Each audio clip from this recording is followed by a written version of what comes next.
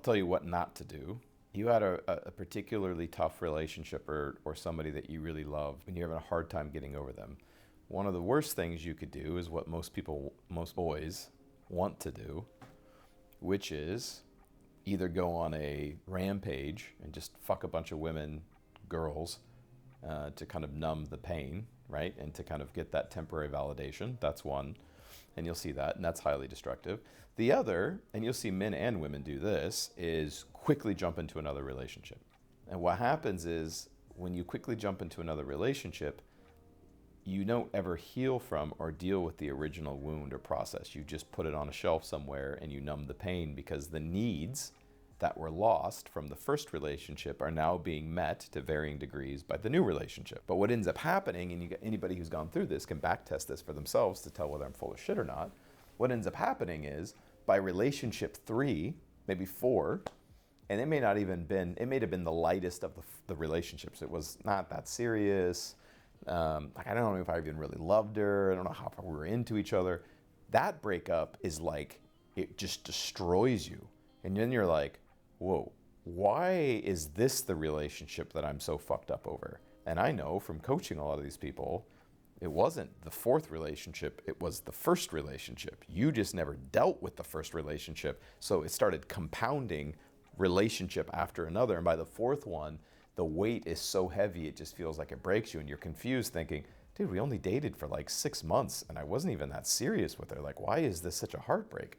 Because it wasn't her, it was the first one. You just never dealt with the first one. The work first is what not to do. Don't do those things.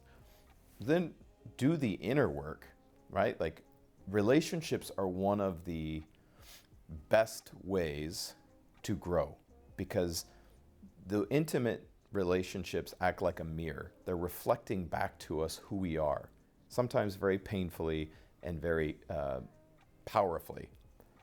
And so it gives us an opportunity to grow and change or not.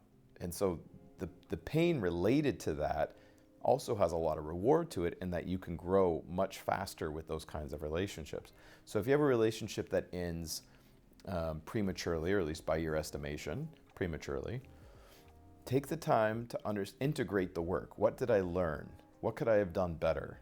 What made this relationship so great? Why did it ultimately fail? And then learn to let the person go, right? First, learn to love yourself enough to let the person go. There are 8 billion people out there. Making your life about a single person, although very normal, I would humbly offer, is fairly naive and foolish. Take the time to figure out what in you loved something in them or what you thought was love. More often than not, we confuse love for meeting a need though.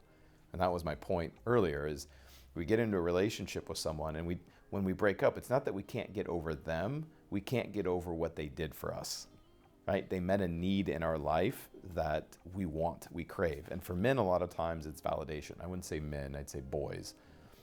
We live in a society where boys are raised by women pretty much all the way through adulthood. Most teachers are women, most boys are raised by women, and there's an ingrained desire for female validation. And so boys behaving in that way are seeking validation from their ex in many cases, or the female in their life. And so when that's taken from them and they haven't dealt with that wound, they're constantly going back seeking that validation. I would humbly offer, man goes to woman to offer his strength, his protection, his provision, not to get it. Do not go to woman for validation. That is a fool's errand on many levels.